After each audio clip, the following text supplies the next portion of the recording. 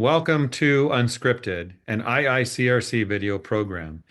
Business success comes from hard work and strategically using all the tools available for company growth. So today, we will visit with two entrepreneurs who run companies that are part of the IICRC Certified Firm Program and have tapped into the tools offered by the IICRC. Two professionals who leverage proven technologies, marketing and management methods, and have focused on the customer first and foremost. So sit back and get ready to learn from their business journeys.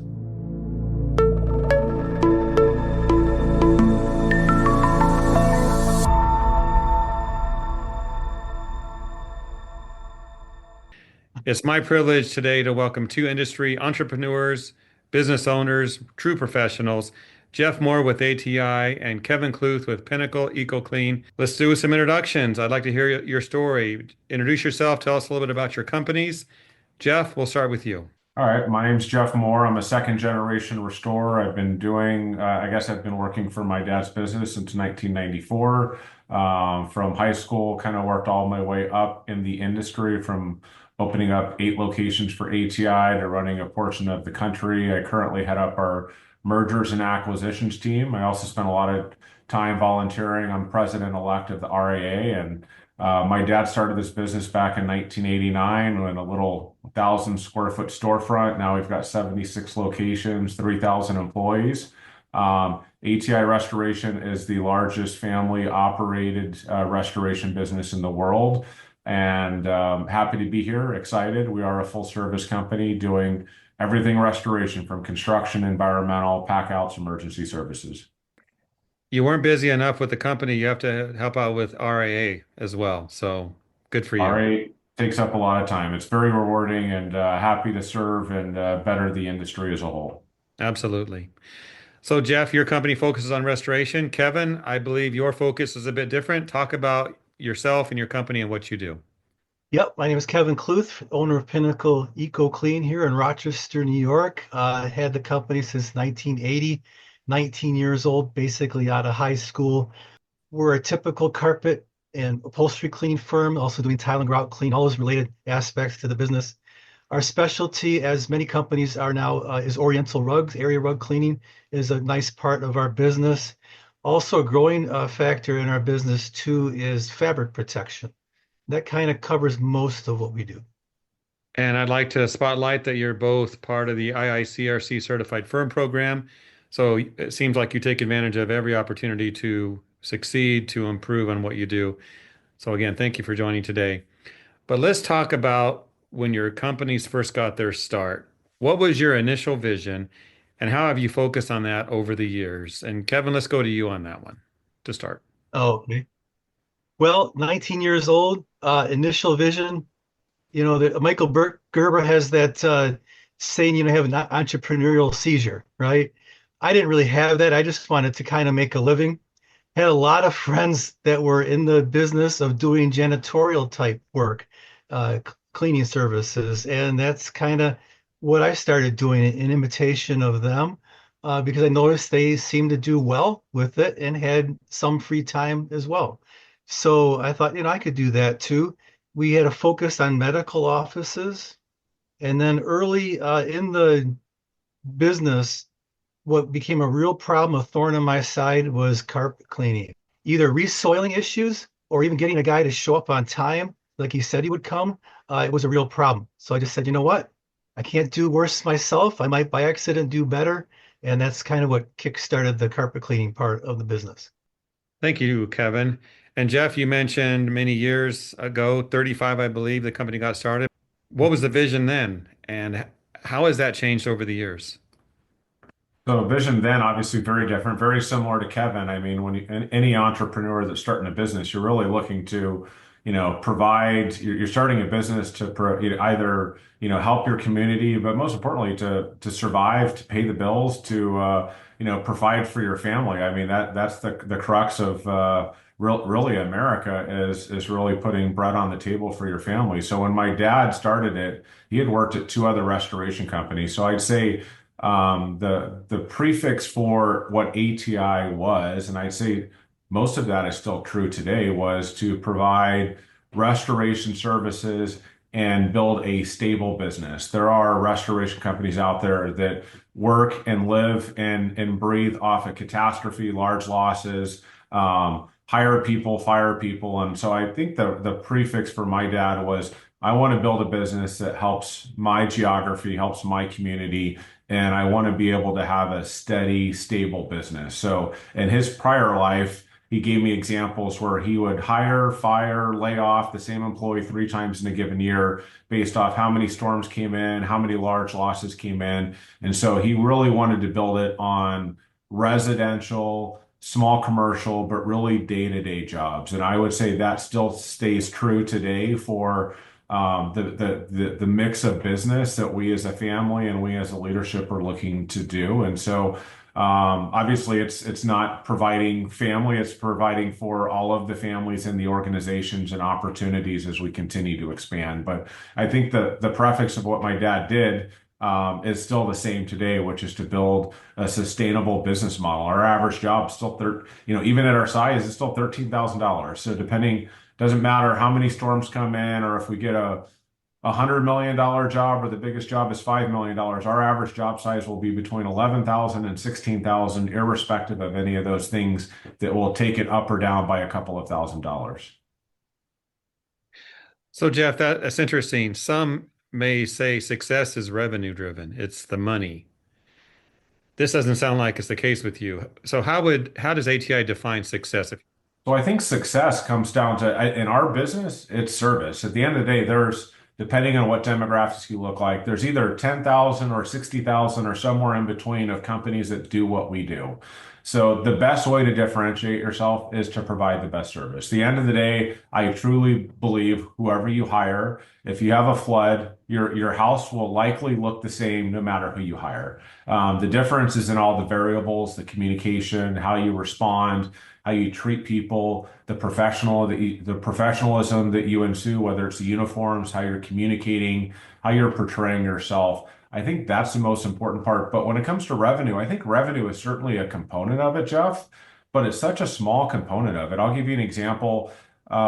We generate a large loss every year, but that doesn't define our success. The definition of success for me and any in the business or any one of my offices, how many jobs are we doing? At the end of the day, that tells you if you've got a steady business because anyone can get a big job. Kevin could get a big carpet cleaning job at a museum, but does that mean that his company or our company crushed it this year? No, we got one job. We got one job that happened to be something bigger than we've ever had before. But if we lost and we've got 20% less jobs than we had before, as an owner, I'm going to be concerned, even though I may have had the most profitability on the bottom line, I may have the most revenue, but if I'm shrinking in number of jobs and opportunities, that is going to catch up to me sometime. And if I'm always relying on getting that one-time loss, don't get me wrong, we're excited when you get them, but I think a better metrics is making sure you have more jobs and more opportunities, more calls. Again, job size is going to go up or down depending on the macroeconomics of the economy, how much money people have in their pockets. And we can't necessarily control if the next big job I have is $100 million or $1 million. A lot of those things are totally out of our control. So better demographic is have more jobs because that will lead to long-time future success. That was well said. Kevin, I don't know what you're going to say to that. What would you add? Well, I agree pretty much everything Jeff said. Obviously, you got to keep the wolves at bay. Make sure you stay ahead of the bill collectors. That's a given, right? But I think the bottom line really is, are you happy? Are your technicians and employees in the company, are they happy?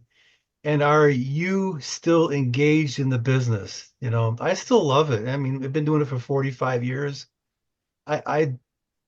I may don't have as much energy as I used to, but I still love the business. It's great to meet new people and help them out and get the positive feedback. It's kind of a rush. Appreciate that. I think those watching want to know what did you do to market your company? What kind of marketing methods worked? Because everyone's looking for an angle, right? And there's really maybe nothing new out there, but there may be a new way of looking at it. So Kevin, let's start with you. When you build your cleaning company, what marketing methods have worked for you over the years, and especially talk about today? You go over the years, well, initially, of course, Yellow Pages was the big thing, which is no longer basically in existence. Cold calling worked out pretty well in the commercial environment for us as well. Today, the cold calling can still work because so few people actually do it. It can be really good to get commercial work. We've been in business, as I said, for a number of years, so I'm kind of lazy on the cold calling front nowadays. Today, to me, it's all about an optimized website, make it look professional, networking and referrals, constantly working that, getting a really good high-end reviews is really hot right now. And it can change, right?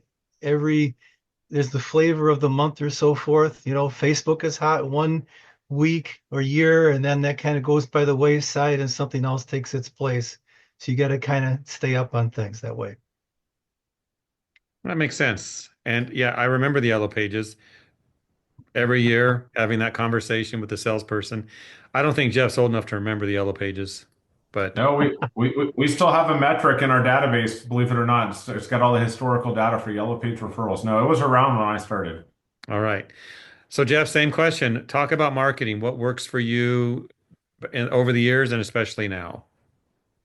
So I'm going to talk about marketing and business development. I think they're both intertwined and interrelated. So I would say marketing, to Kevin's point, was probably very similar in the early days.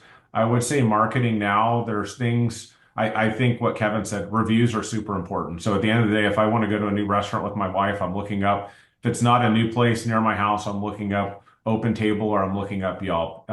Sometimes it's pretty scary to look at a restoration company's number of reviews, especially if you look at the number of jobs that you do. And so you need to make sure you have really good reviews on Google. You need to make sure you have good reviews on Yelp. If you're a restorer or any business of decent size, Glassdoor, I think we're only as good as our employees. And so how are our employees gauging you as an employer? So Glassdoor is another really good one from an employer perspective. We as ATI don't do a great job. We do a great job on social media. So I think, Facebook, LinkedIn, Twitter, Instagram are all great sources. You have to have a robust website that's generating content, SEO words. I think there are ways to generate paid losses, paid leads, whether it's on Google, it's on Facebook. That's certainly an avenue for some. It's nothing that we have used to generate revenue. I would say ATI's business model from dad starting in 89 until now is really more relationship driven. It's conference driven. It's trade shows. It's getting involved in your community. And when I say the community, I'm talking about commercial property managers, insurance adjusters, insurance agents, being involved in those associations, networking at the conferences, because we can market to the consumer, which is very broad, not very specific. I can go do Facebook advertising, but unless my model is to get the work directly before the insurance company, that may or may not work for you. But there are a lot of people that works for. So I think sales, business development is ultimately the best ROI, but there's a big investment in staff and people, associations. Marketing, it works for some. It doesn't always work for others. I think it just depends on what works for your business. So Jeff, we'll stick with you on this. When you meet a prospective client, um, what do you share with them that convinces them that ATI is the right choice? I think at the end of the day, you got to figure out what the client is looking for. Are they a seasoned customer who has losses on a daily basis? Are they a customer who may have your services 2 or 3 times a year? And are they happy with who they're using? Have they had a 20-year relationship or is it just a commodity? And to some people, it's a commodity. So it's going to be price based, quality based, and ATIs, I would say normally not the cheapest. If anything, we're probably going to be more on the upper end in terms of price point, but figuring out what the driver is for them. If they're a property manager, are you really price sensitive if you're filing an insurance claim? Or are you more interested in getting back in business? Because I can tell you there's someone down the street that'll do it for a third of my price. But the reality is, if the business is out of business for 2 extra months, did you really save money? You may have saved money on the bill, but ultimately the claim it may have actually cost money, and you may actually be losing that tenant if they're renting real estate because they've already vacated the lease. And so it's not always the number on the bottom line. What are the indirect costs that you incurred by taking longer to get the job done? And I say you really need to tap your audience, figure out one of the things I learned early on in my career,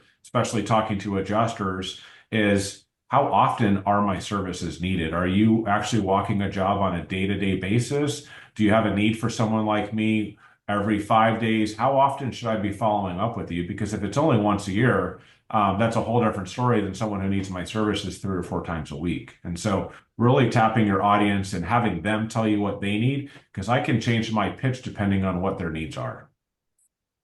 Yeah, I think we have to do that for sure, depending on what the response is.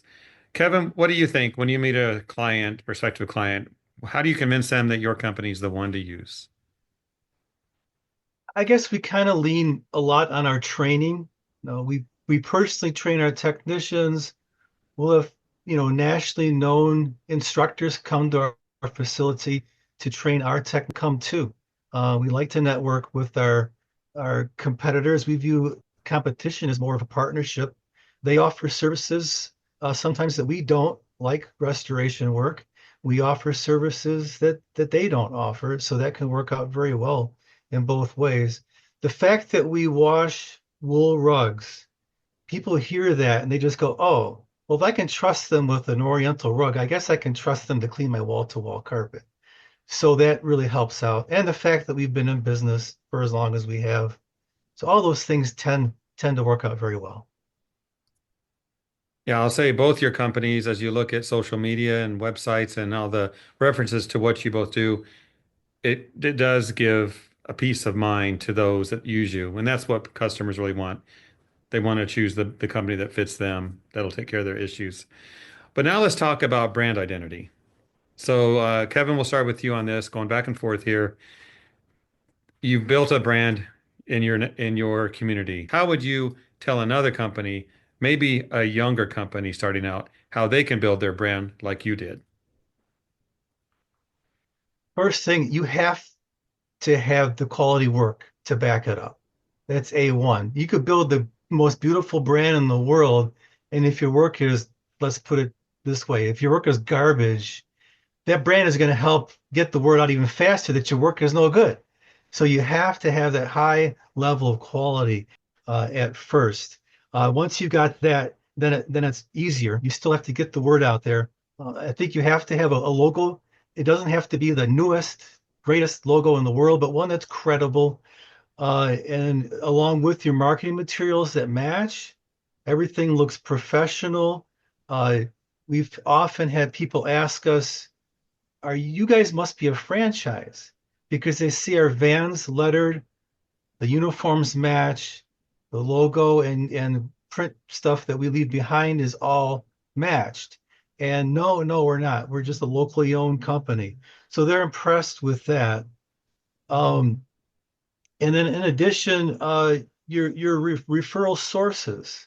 If you have a high, referral source like the best carpet stores in the area referring you, and your website is designed to kind of pre-sell, and your website doesn't look generic. So your website has a look that the people have decided already they're probably going to use you, and they assume that you might be a little more pricey than the competition, but they've already seen, well, they've got their reviews, they got the website, the carpet store recommended them, my friends recommended them.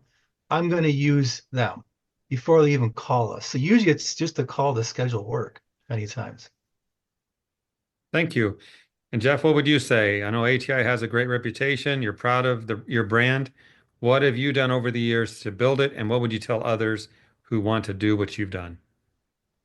Well, I think anyone who's looking to get into restoration, make sure you spend time on your brand and your purpose, your identity. I think that's something that, Kevin and my dad, when they started the business, were, again, my dad's purpose was to put bread on the table for the family. It was, it's funny, people ask me the story of ATI, and there's not a really cool credible story on why dad called it ATI. It was, again, he was putting something on paper to go to the bank. I mean, he never imagined it would be what it is today. But I would say making sure the colors that you choose for your brand matter. Even if it's a pitch that you're going to a bank to get a loan from someone, spend extra time on that. It doesn't seem important now, but if you look at the largest restorers, and I'm not going to say names, but if you listed off some of the largest restoration companies in the country, their name doesn't actually say what they do.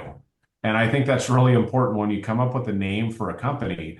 If it's one thing, like even ATI today, so people in the industry know who we are, but my next door neighbor would not be able to tell you who ATI is. Quite honestly, I'd say more times than not, they get us confused with a massage physical therapy company that goes by ATI as well. There's many ATIs, but ATI doesn't describe a restoration company, which is why you can see on the bottom of my shirt here, we put restoration on the bottom for consumer branding. So that extra, whether it's 30 minutes, spend an extra $1,000, hire someone that you know in marketing to help you define your brand because you could be the next ATI. You may be starting a business with $5,000 and you could be the next best thing 30 years down the road, but spend that extra time and have purpose. We all have networks, we all have friends, but all of those decisions from the name of the website to the name of your Instagram page or Facebook page, once you make that decision, changing it 5 years down the road, 15 years down the road, those become very challenging and difficult as we put our branding everywhere online, your vehicles, your building, your uniforms. Changing a logo 10 years down the road could be $1,000 or it could be mega millions of dollars to make changes because you didn't give it a lot of thought when you started. So that would be the advice I would give my dad if he were restarting ATI right now. Spend that extra $5,000, talk to someone in marketing and figure out how you should name your company, what colors should they be given the service that you provide, etc. Let's get your final thoughts, final words of advice. Maybe talk about how you've tapped into IICRC certified firm programming, things you've done, challenges you faced to overcome. What would you tell those watching this? And let's start with you, Kevin, on that. I think, as far as getting improvement in your business and work, yes, IICRC certification, will safe certification, things like that really go a long way to establishing credibility. And I think you've got to have multiple streams of income. I mean, guys that were just doing new home carpet installs in 2008, some of them died with the housing crisis because they were just putting everything into new homes. So they didn't have any business other than that. So they died. Guys during COVID at the very start of it and just had certain kinds of commercial work, maybe they had to fall by the wayside because they just got shut out, particularly in states that had the mandates to shut things down. So multiple streams. Don't rely on one or two sources for your income. Morning meetings, training your technicians, things like, there's Super Tech University for the technical trades. Things like that are great for training your staff. And you also asked about handling setbacks or challenges in the business. I think day to day we handle setbacks, right? And then there's the bigger ones. I think the little ones give us the confidence that we can overcome the bigger ones. And often we seek out a mentor when we start a business, somebody to help us along. Well, that same mentor probably has gone through some of those setbacks, and that person or people like that would be a great person to lean on for help in the future as well. Well covered. Jeff, same question to you, but here's the thing. You are an IICRC certified firm, but you're also part of RIA. I believe both organizations partner together to work together. How do you use that to make your company the success it is? And looking at what they offer you, the different benefits to overcome challenges. Any thoughts there? Yeah, so I think that all comes down to people. So, we all want to differentiate our businesses. We're only as good. I mentioned earlier, we're a dime a dozen. There's a lot of people that clean carpets. There's a lot of people that do restoration. But at the end of the day, we all, in my opinion, I always say we have one customer. That's our employees. You have to have an engaged workforce. They have to like coming into work. You end up spending more time with your work employees and friends and family than you do your real friends and family. It's a real sad but honest truth of enjoying where you work. So by being a certified firm, being an RIA, those are ways that we can differentiate ourselves. At the end of the day, we're only as good as a person going out to extract water on a job today. And if they don't feel fulfilled, there's a lot of other jobs they can do. Instead of being in restoration, they can go work at Chick-fil-A. They may be able to make more money at Chick-fil-A on an hourly basis than working in restoration. How do you change that? You give them a career path. And I think IICRC and RAA allows us to do that. I can show someone a career path and where you can start off as a technician. I can provide IICRC lots of designations to get you from technician to supervisor, supervisor to handling major large loss catastrophes, ultimately into management. You can move into operations, you can be a project manager, you can be an estimator. Eventually, you can run an office. And I would say the guys and gals that are running offices for ATI that are running P&Ls of anywhere from $10 million to $50 million, I would say most went to college. Not all went to college. Some of them grew up in the industry, started off as carpet cleaners, and now are responsible for 200 or 300 employees. And so I think it's an incredible path. It's an incredible industry. It's very diverse. We've gone through major downturns in our economy, elections, housing crisis, COVID. This is one of those resilient industries. The reason private equity has come into this industry is because it's resilient, it's stable. We have more disasters every day. So this is one of the very few industries that there will be more jobs, more employees every year in the future for as long as I think I will survive this planet. We will just have more opportunities. And so I think IICRC, RA working together is an incredible, valuable asset for all of us restorers and carpet cleaners. We need to create a vision and a career path as an industry. So if I want to go from carpet cleaner to running a branch for ATI or any restoration company, I know what my future holds because at the end of the day, especially the younger people, they want to know where they're going. They don't necessarily want to know where they're going to be in 6 months or 12 months. They want to know that I've got a career here in restoration well beyond the company they're working for. Because there's very few people that are going to last 10 years at any employer these days, just not the way people are built anymore. And so making sure there's a career path for the industry and making sure we as employers are investing in our staff, not only from a cost and investment training. And I think that's what RIA and IICRC do. They provide those outside training and education paths for people in an industry that just it's not very well established, and carriers require these educational requirements, and we have to invest in our people. And by doing so, you will create loyal employees, and your P&L will be represented by that by investing. Spending the dollars today will help you succeed in the future. Well said, and thank you both for this time today. Jeff Moore, Kevin Kluth, business success stories that others can learn from. I'll see you both at the next trade show.